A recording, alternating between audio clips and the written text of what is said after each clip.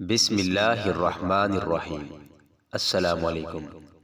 5 لوگوں کو مرتے وقت تھوڑی سی بھی تکلیف نہیں ہوگی۔ وہ 5 لوگ کون سے ہیں؟ جانیے یہ اہم ویڈیو مکمل دیکھ کر۔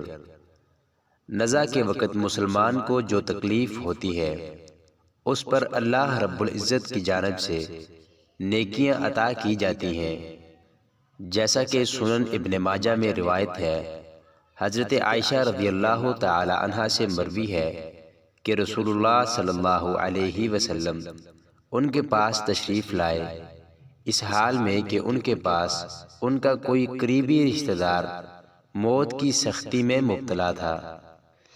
رسول اکرم صلی اللہ علیہ وسلم نے مشاہدہ فرما کر حضرت عائشہ رضی اللہ تعالی عنہا سے فرمایا، اپنے رشتہ دار پر غمگین نہ ہو، اس لیے کہ یہ اس کی نیکیاں ہیں۔ عائشہ رضی اللہ تعالی عنہا سے ہی اس مضمون کی روایت ہے کہ جب سے رسول اللہ صلی اللہ علیہ وسلم کی وفات کی تکلیف میں نے دیکھی، اب میں کسی مسلمان میت کی حالت نزا کی تکلیف کو اس کے حق میں برا نہیں سمجھتی۔ پس مذکورہ حدیث سے معلوم ہوتا ہے کہ نزا کے وقت ہونے والی سختی مرنے والے کی بدعمالیوں کا ہرگز نتیجہ نہیں ہوتی۔ مسلمان کے حق میں اس پر اجر و ثواب اور گناہوں کی معافی کی ہی امید رکھنی چاہیے۔ ناظرین، 5 لوگ ایسے ہیں جن کو مرتے وقت تکلیف نہیں ہوگی۔ حضرت سیدنا عثمان غنی رضی اللہ تعالی عنہ نے فرمایا تھا، دنیا میں 5 لوگ ایسے ہیں جن کو مرتے وقت تکلیف نہیں ہوگی، ان کی روح آسانی سے نکلے گی۔ حالت نزا میں انسان کی آدھی روح اندر ہوتی ہے اور آدھی روح باہر ہوتی ہے، اور بندہ تکلیف میں ہوتا ہے۔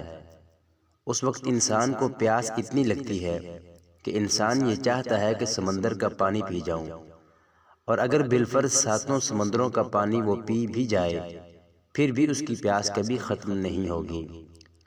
روح نکلتے وقت انسان کو جو تکلیف ہو رہی ہوتی ہے وہ ناقابل بیان ہے۔ حضرت سیدنا عثمان غنی رضی اللہ تعالی عنہ نے فرمایا، یہ 5 لوگ ایسے ہیں کہ انہیں مرتے وقت ذرہ بھی تکلیف نہ ہوگی، یعنی موت آسان ہوگی اور بغیر تکلیف کے ہوگی۔ پوچھا گیا کہ جناب وہ کون سے 5 لوگ ہیں جنہیں موت کی سختی میں بھی نرمی میسر ہوگی؟ تو فرمانے لگے، سب سے پہلا شخص وہ جو اپنے ماں باپ کی موت کے بعد، یعنی ماں باپ کے مرنے کے بعد وراثت کا حصہ اپنی بہنوں کو پہنچانے میں جلدی کرتا ہے، یعنی جلد اور بروقت پہنچاتا ہے۔ ایسا نہ ہو کہ بہن کے بچے بھوک سے بلکتے رہیں اور تم بہن کے حق پر قبضہ کیے بیٹھے رہو، اور بہن اس انتظار میں رہے کہ میرا بھائی کب مجھے میرے ماں باپ کی وراثت میں سے حصہ دے گا۔ بہت بار یہ بھی دیکھنے میں آتا ہے کہ بہن کی شادی نہیں ہوئی، جبکہ والدین دنیا سے رخصت ہو گئے، تو بھائی نے کہا کہ کوئی بات نہیں، جب بہن کی شادی کروں گا تو اس کا حصہ اسے جہیز کی صورت میں دے دوں گا۔ یاد رہے کہ اسلام میں بہنوں کو جہیز دینا فرض نہیں، جبکہ ان کا وراثتی حق دینا فرض ہے۔ دراصل عورت کو جہیز دینا یہودیوں کی رسم ہے، اسلام اس کی ترغیب نہیں دیتا، لیکن اسلام میں عورت کا وراثتی حصہ دینا فرض ہے۔ واضح رہے کہ والدین کے ترکے میں جس طرح ان کی نرینہ اولاد کا حق و حصہ ہوتا ہے، اسی طرح بیٹیوں کا بھی اس میں شرعی حق و حصہ ہوتا ہے۔ والدین کی وفات کے بعد ان کے ترکے پر بیٹوں کا خود تنہا قبضہ کر لینا اور بہنوں کو ان کی شراکت سے محروم کرنا ناجائز اور سخت گناہ ہے۔ بھائیوں پر لازم ہے کہ بہنوں کو ان کا حق و حصہ اس دنیا میں دیں، ورنہ آخرت میں دینا پڑے گا، اور آخرت میں دینا آسان نہیں ہوگا۔ حدیث مبارکہ میں اس پر بڑی وعیدیں آئی ہیں۔ حضرت سعید بن زید رضی اللہ تعالی عنہ فرماتے ہیں، رسول اللہ صلی اللہ علیہ وسلم نے فرمایا، جو شخص کسی کی بالشت بر زمین بھی ازراہ ظلم لے گا، قیامت کے دن 7 زمینوں میں سے اتنی ہی زمین اس کے گلے میں توق کے طور پر ڈالی جائے گی۔ ایک اور حدیث مبارکہ میں ہے کہ حضرت انس رضی اللہ تعالیٰ عنہ فرماتے ہیں کہ رسول اللہ صلی اللہ علیہ وسلم نے فرمایا، جو شخص اپنے وارث کی میراث کاٹے گا یعنی اس کا حصہ نہیں دے گا تو اللہ تعالیٰ قیامت کے دن اس کی جنت کی میراث کاٹ دے گا۔ یاد رہے کہ جہیز کی رسم اسلام کی رسم نہیں بلکہ یہودیوں کی رسم ہے، اور اس کا سب سے بڑا گناہ ہے کہ جس طرح یہودی کی عورت کو بغیر جہیز کے کوئی شخص کو قبول نہیں کرتا تھا، اسی طرح آج اسلام میں بھی عورتوں کی شادیوں میں سب سے بڑی رکاوٹ جہیز ہے۔ غریب آدمی کی بیٹی بیٹھی بیٹھی بوڑھی ہو جاتی ہے کیونکہ اس کے جہیز کا کوئی بندوبست نہیں ہو پاتا۔ اسی طرح اگر کوئی شخص یہ کہے کہ میں بہن کا وراثتی حصہ تو نہیں دے سکتا، البتہ جب اس کی شادی کا وقت ہوگا تو جہیز دے دوں گا، لہٰذا فرمایا گیا کہ بہنوں کو بروقت حصہ دینے والے کی روح موت کے وقت بڑی آسانی سے نکلتی ہے۔ ایک عورت کا بھائی جب فوت ہوا تو اس عورت نے بہت اصرار کیا کہ مجھے بھی قبرستان میں لے چلو، میں بھی اپنے بھائی کی قبر پر جانا چاہتی ہوں۔ خیر اس کے اصرار کو قبول کیا گیا اور اسے قبرستان میں اس جگہ لے جایا گیا جہاں اس کے بھائی کی تدفین ہونے والی تھی۔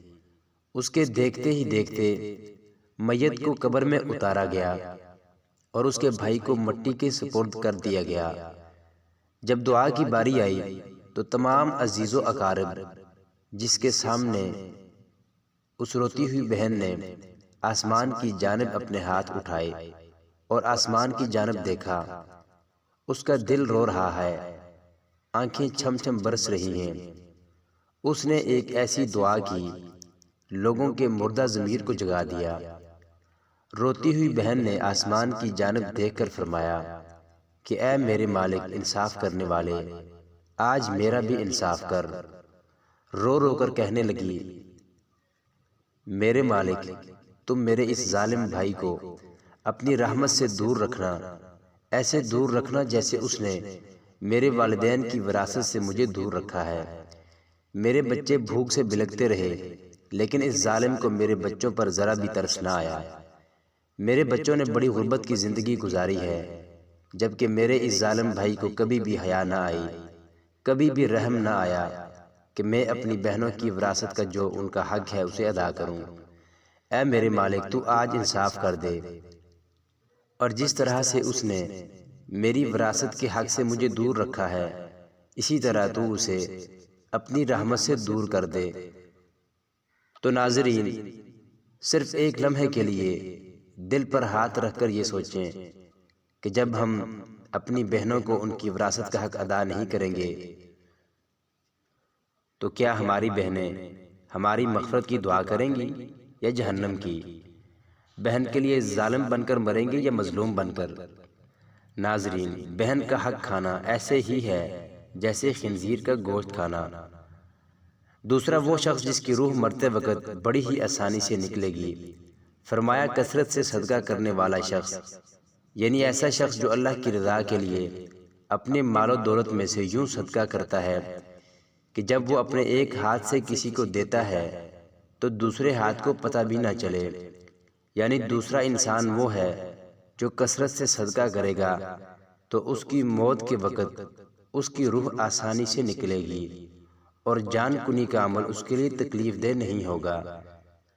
نمبر 3، ایسا انسان جو اپنی فیملی سے اچھا سلوک کرنے والا ہے، یعنی اپنے ماں باپ، بیوی بچوں اور بہن بھائیوں سے نرم دلی کا رویہ رکھنے والا ہے، اپنی بیوی بچوں سے پیار کرنے والا ہے، حلال کا لقمہ کما کر اپنی بیوی بچوں کی کفالت کرنے والا ہے۔ علماء فرماتے ہیں کہ جب رزق تنگ ہونے لگے تو دسترخوان کو وسیع کر لیا کرو، یعنی اپنے بیوی بچوں پر خرچ کرنا بھی صدقہ ہے، انہیں کھلانا پلانا صدقہ ہے۔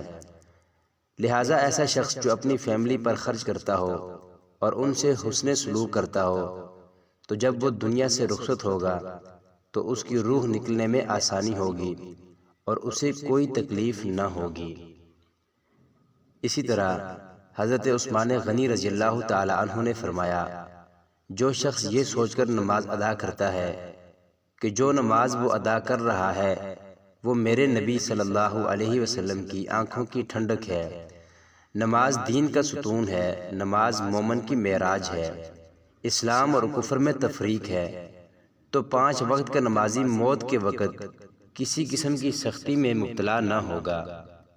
پھر فرمایا 5واں وہ شخص ہے جو قرآن کی تلاوت کرتا ہو، یعنی خود قرآن پڑھتا ہو اور دوسروں کو بھی قرآن سکھاتا ہو۔ پھر فرمایا راتوں کی تنہائیوں میں اٹھ کر قرآن پڑھا کرو اور قرآن پڑھتے وقت رویا کرو۔ فرمایا کہ اگر رونا نہ بھی آئے تو رونے کی کوشش کر لیا کرو۔ اللہ تعالیٰ سے دعا ہے کہ ہم سب مسلمانوں کی موت کی سختیوں کو دور فرما کر ہمارا خاتمہ ایمان پر نصیب فرمائے، آمین ثم آمین۔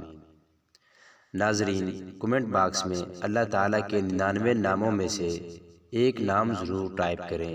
شکریہ۔